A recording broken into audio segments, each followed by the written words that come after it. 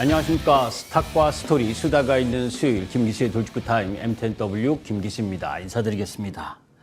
자, 안녕하십니까 라고 묻기도 참 창피한 주식시장이 진행되고 있죠. 뭐 매일매일이 사이드카 그리고 서킷 브레이크가 발동을 하고 어제는 코스피가 서킷 브레이크가 발동하더니 오늘은 양시장 다 5%가 급락을 했습니다. 뭐 투자 주체별 매매 동향을 보게 되면 장마감 이후 외국인은 5천억 이상 코스피를 매수를 했고 선물 역시 1조를 넘게 매수를 하고 있음에도 불구하고 참 무기력한 시장이 진행되고 있습니다. 자, 그런 내용들을 한번 살펴보도록 하죠. 자, 하반기 증권사의 리서치 센터장들 좀 잘생기신 분들이 뭐 전망을 했습니다. 그죠? 하반기에 뭐 11,000포인트까지 간다. 그리고 하반기 조정폭 라인 부분을 보게 되면 하단이 7,300 정도. 그죠? 뭐 오늘 그것을 깨버린 상황이기도 하고 전체적으로 보게 되면 반도체나 그리고 전력기기, 뭐 2차 전지, 그리고 AI 인프라 뭐 이런 쪽 라인 부분을 유망 종목으로 바라보고 있는데 오늘 같은 날은 뭐 제반 모든 섹터가 급락하는 흐름을 보여줬죠. 자, 그러면 왜 이렇게 시장이 이렇게 변동성이 강화되고 있느냐? 자, 2026년 코스피 코스닥 시장 보게 되면 지금 매수 사이드카, 매도 사이드카가 16번씩 발생을 하고 거기에 8% 이상 움직이는 흐름 부분인 서킷 브레이크까지 6번이나 뭐 이게 정신이 없어요. 그죠? 지수는 올라왔고 그런 가운데에서 급등락이 펼쳐지는 시장. 이게 우리가 염두에 뒀었던, 우려했었던 부분이지요. 반도체 쏠림 그리고 레버리지 과열. 그죠? 첫 번째가 뭐 삼성전자, SK 하이닉스 어제 실적 발표를 했는데 엄청나게 좋게 나왔죠. 그런 가운데에서 레버리지 ETF, 삼성전자, 하이닉스 단일 종목 레버리지 ETF를 허용함으로 인해서 그쪽으로 돈이 들어갔다 나왔다 들어갔다 나왔다 하면서 시장의 변동, 교란 역할을 하고 있고 그런 가운데에서 외국인은 계속 매도 그리고 국민연금 같은 경우에는 비중 때문에 올라가면 매도 그리고 내려와야 매수를 할 수밖에 없는 상황. 그런데 고객예탁금은 그죠? 종합주가 지수가 9,000포인트 당시 136조 정도까지 있었던 고객예탁금이 지금 120조를 하회했죠. 이러니 수급적으로도 부담인 상황이고, 자 그런 가운데에서 그죠? 이 단일 종목 레버리지가 어떤 역할을 하느냐, 그죠? 실질적으로 본주 SK하이닉스의 본주 거래 대금보다, 그죠? 삼성전자보다 이 파란색이 그죠?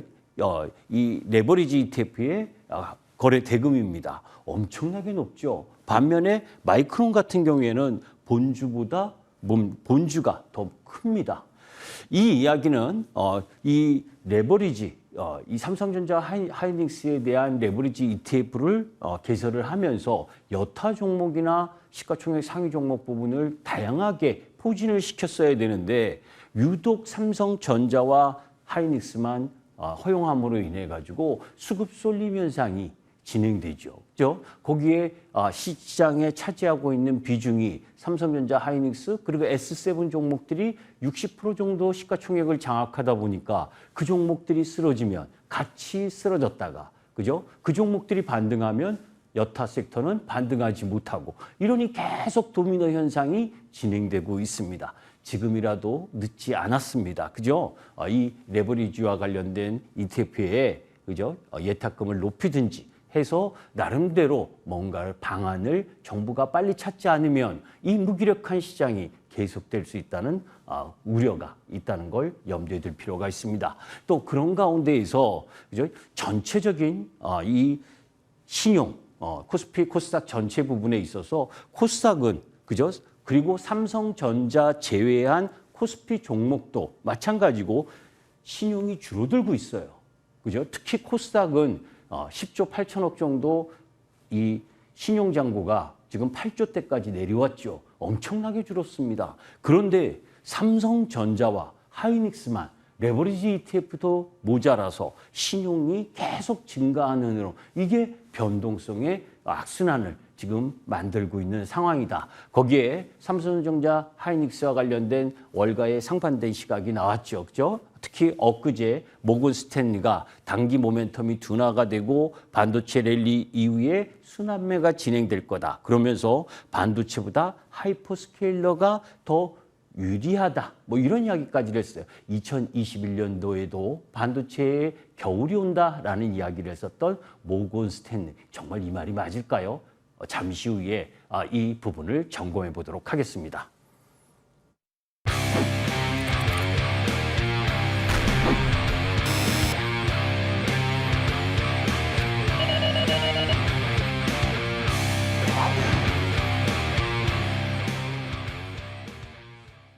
자, 지난주에 이 메모리, 반도체, 그리고 AI에 대한 빅테크 기업들의 견제가 들어오고 있다. 그래서 애플과 마이크로소프트, 테슬라가 지금 견제하고 있는 중이다. 라는 말씀을 드렸습니다. 그래서 애플이 중국산 칩을 사게 해달라 난리 부르스를 치는다는 이야기를 했었죠.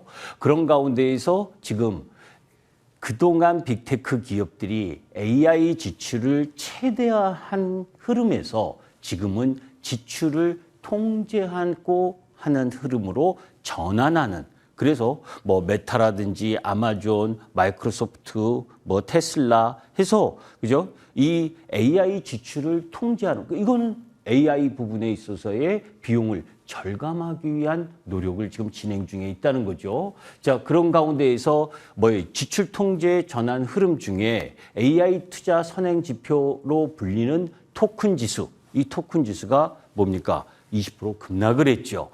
이 그래프가 올라가면 비싼 AI 모델을 많이 사용한다라고 바라볼 수가 있는 거고, 떨어지게 되면 저가형 AI 모델을 사용을 많이 하고 AI 투자에 대해서 부담을 느낀다라는 부분인데 지금 그런 모습들이 일부 보이고 있는 거죠. 자, 그런 가운데에서 아까 모건 스탠리가 빅테크 기업들이 더 좋다. 하이퍼스케일러 기업들이 메모리보다 더 좋다라고 이야기하는데 실질적으로 S&P 500 중에 이 빅테크 기업들의 수익성을 보게 되면 2027년부터 내려오는 게 보이죠. 반면에 이 빅테크 기업들을 제외하고는 올라가는 흐름을 보여주고 있습니다. 그죠? 그렇다면 빅테크 기업들이 좋은 건 아니잖아요. 그러면 지난번에도 이야기했지만 빅테크 기업들이 AI, 특히 메모리 반도체에 이 AI 투자 비중이 높아지다 보니까 비용이 많이 발생을 하고, 그런 가운데에서 2026년에서 2027년으로 넘어가는 부분에 있어서의 ROE를 보게 되면 애플이나 엔비디아 대부분의 빅테크 기업들이 그죠?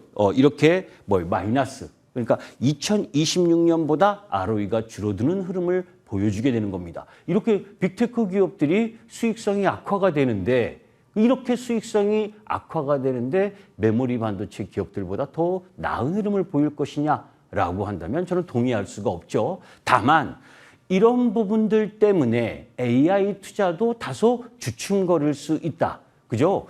지난 주에 말씀드린 것처럼 AI 투자 거의 절반이 메모리 비중에 높아진 부분, 그 부분 때문에 AI 투자 재원 마련 위해서 부채 조달을 할 가능성이 빅테크 기업들이 많고, 그런 가운데에서 하이퍼스케일러의 투자 속도 조절론이 나타날 수 있다라고 지난주에 말씀드렸었잖아요.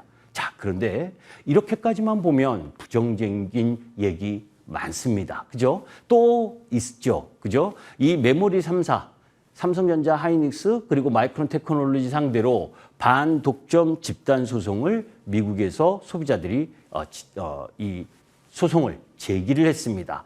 사실 이 소송을 6월 25일 접수를 하고 지금 소송이 시작을 하고 있는데, 그 전에도 이전에도 그죠? 사실 요 2010년 5월 19일에도 삼성전자, SK하이닉스, 마이크론에 대해서 10개 기업에 대해서 담합 반독점 부분이 조사가 진행됐었거든요. 그때 총 3억 3천만 유로의 벌금이 발생을 했어요.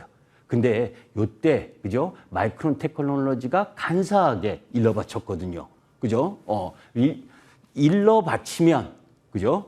이 과징금을 받지 않습니다. 그죠? 그래서 요 1차 2010년 5월 달에는 과징금을 받았던 부분이 있었는데 2차 부분에 있어서는 그죠? 2차 부분에 있어서는 미국 민사 집단 소송에서 담합이 인정되지 않았어요. 이번에는 어떻게 될 거냐? 그죠? 현재 담합 가능성은 크지 않다라고 보시면 됩니다. 자, 지난주에도 말씀드린 것처럼 PER에 대한 버블 징후는 없다. 그죠? 투자 패턴이 투기화하고 버블화돼 있고 그리고 레버리지, 미국 시장도 레버리지 ETF와 관련된 이 부담, 이런 부분들이 시장의 메모리 반도체 관련 기업들의 조정을 일부 야기하는 흐름 부분들이 나오는 상황이죠. 자, 그런데 이런 부분들의 악재 부분이 있는데, 그죠? 그 가운데에서 지금 미국하고 중국 AI 기업 신경전이 격화되고 있어요. 그래서 미국은 중국 기업들이 기술 탈출을 시도하고 있다. 반면에 중국은 백도어를 하고 있기 때문에 경계해야 된다. 이런 잡은 부분들이 진행되고 있는데, 사실 지난 7월 1일에도 이야기했지만 지금은 투자 주도의 성장 흐름이 진행되고 있는 가운데에서 낮은 PER과 극심한 기술적 부담이 공존하는 상황에서의 기술적 이격 조정이 진행되는 과정이다라고 봐야지, 그죠? 지금 반도체의 피크아웃이다라고 보는 부분은 저는 아직은 아니다고 봅니다. 왜냐하면 그죠? 2000년도 그죠? IT 버블이었을 때 부분에 있어서는 실적과 실적에 대한 기대치가 따라오지 못해서 버블이 발생을 했지만 지금은 실적이 진행되고 있어요.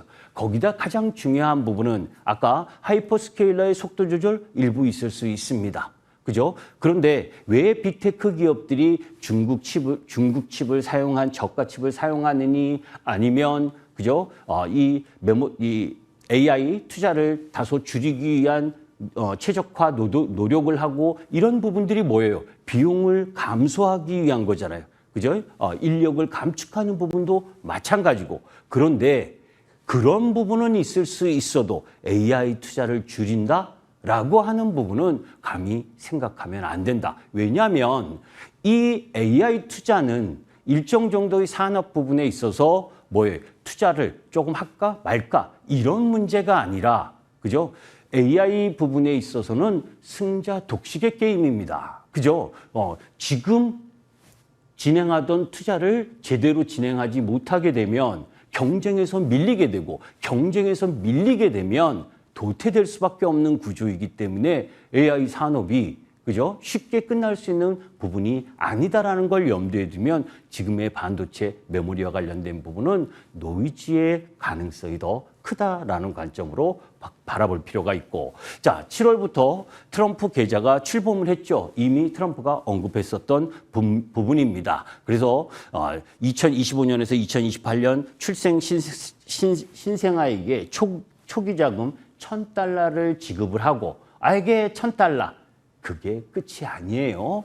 그런 가운데에서 가족이나 친척, 부모, 그리고 그 관련 회사의 고용주 등이 연간 $5,000의 부분까지 납입이 가능하고 18세까지 계속해서 납입할 수 있는 거니까 규모가 커지죠. 거기다가 그죠? 이 정부 외에 각 회사들의 기부금을 받아서 그죠? 또 여기 이 계좌에 넣어줍니다. 지금 마이크론도 지금 여기에 기부를 한다고 할 정도로, 그죠?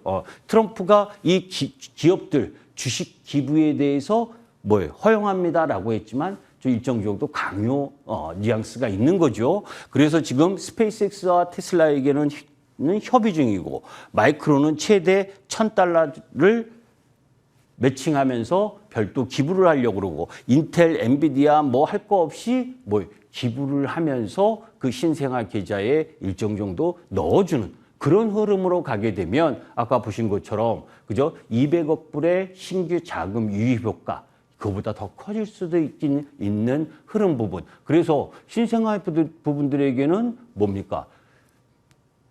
재원 마련. 그죠? 청년이 됐을 때의 재원 마련을 할 수 있는 부분이고 또 주식시장에 있어서는 장기 투자의 근간이 될 수 있는 일부분을 만들고 있는 거죠. 이게 다 중간선거 11월 3일과 연관된 부분이고, 그죠? 지난번에 말씀드린 것처럼 미국의 개인 투자가들의 비중이 상당히 높은 상황에서 주식시장이 급락하는 것을 원하지 않는 흐름 부분도 염두에 둘 필요가 있다라는 말씀을 드립니다. 자, 그런 가운데에서 그죠? 7월 22일 날 테슬라부터 시작을 해서 인텔, 구글 뭐 해서 빅테크 기업들의 실적 발표 이런 일정들도 여러분들이 잘 체크해 보실 필요가 있습니다.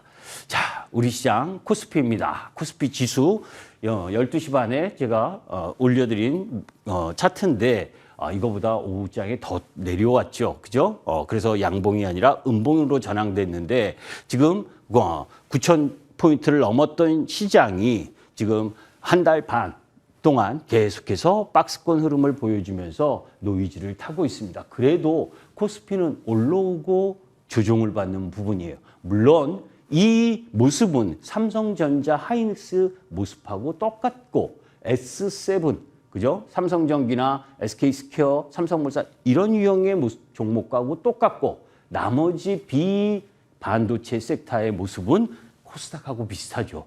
그죠? 코스닥은 그죠? 올해 32%까지 올랐던 이 부분이 2026년 1월의 주가인데, 그죠? 거기서 32%까지 올랐다가 오늘 종가 부분으로 보게 되면 한 16%, 17%까지 급락을 하는, 이게 뭡니까? 7월 1일 30주년 행사하면서 도대체 뭐 한 겁니까? 그죠? 술 마시고 밥만 먹었습니까? 코스닥 부양책과 관련된 부분, 그리고 승강제 이야기만 언급하면 뭐합니까? 앞으로 구체적으로 어떤 부분들을 가지고 코스닥 시장을 활성화할 수 있는 부분을 만들 것이냐, 이런 부분들이 나와줘야 되는데 하나도 나오지 않고, 그죠? 그 이전 선거 전에는 뭐 3,000포인트 코스닥 이야기를 하다가 지금은 800포인트도 무너져버리고, 그죠? 수급은 하나도 없고, 그죠?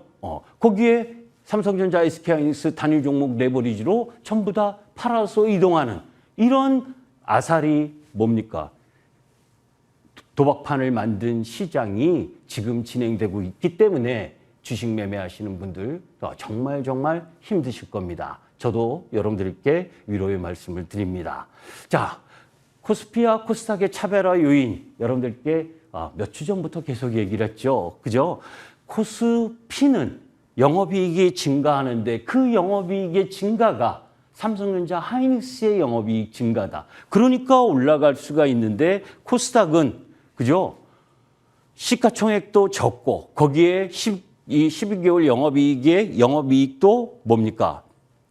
별 볼 일 없고 그 PER은 높고, 그죠? 그러니까 차별적으로 지금 계속 하락하고 성장성에 대한 부각은 하나도 없고 이런 시장이 지금 진행되면서 안타깝죠. 자, 코스피 오늘 뭡니까? 이 시뻘건 선이 어떤 선이냐면, 그죠? 우리나라 평균 이 PER 거래되는 평균선입니다.